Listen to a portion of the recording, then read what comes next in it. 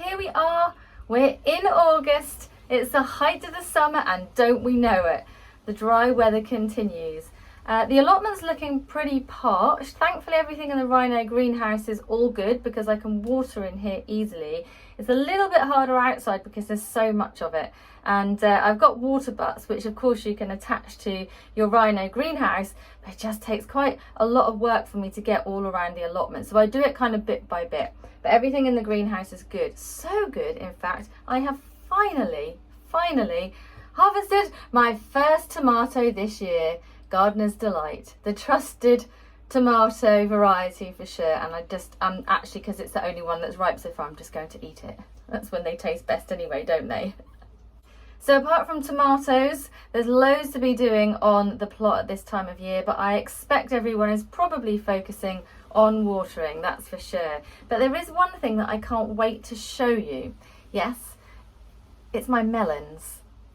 So here are my melons. This is a patch here that actually includes cucumbers as well. They kind of got a bit tangled up when the cover that they were under blew away in the wind, but here's some cucumbers. They've grown amazingly well this year as well. You'll notice the melon plants because the foliage colour is actually slightly different, and you'll see it's much lighter than the cucumber plants. There's more of them. So yeah, you can grow melons by sowing them in spring and then hardening them off and planting them out after all frosts are passed, usually in June, of course, unless you're growing them under cover. They need a sunny spot and make sure the soil has had a really good application of well-rotted material before you plant them out. They like high humidity and full sun. Here's one of my melons just here. Look at that. Isn't it beautiful? I'm just going to lift it up onto a brick because that will make sure that it doesn't rot just sitting in the soil there as well. Now, as they grow, you'll want to pinch out the growing point at the 5th leaf. That encourages side shoots that will bush it up and you'll get more flowers and hopefully more melons. And when they appear, retain the 4 strongest shoots and then remove all of the others. That's just make sure the plant stays strong and healthy and the energy is going into producing those melons. You can hand pollinate them, but the flowers are very delicate, so it's better to let insects do what they love doing best and pollinate them themselves.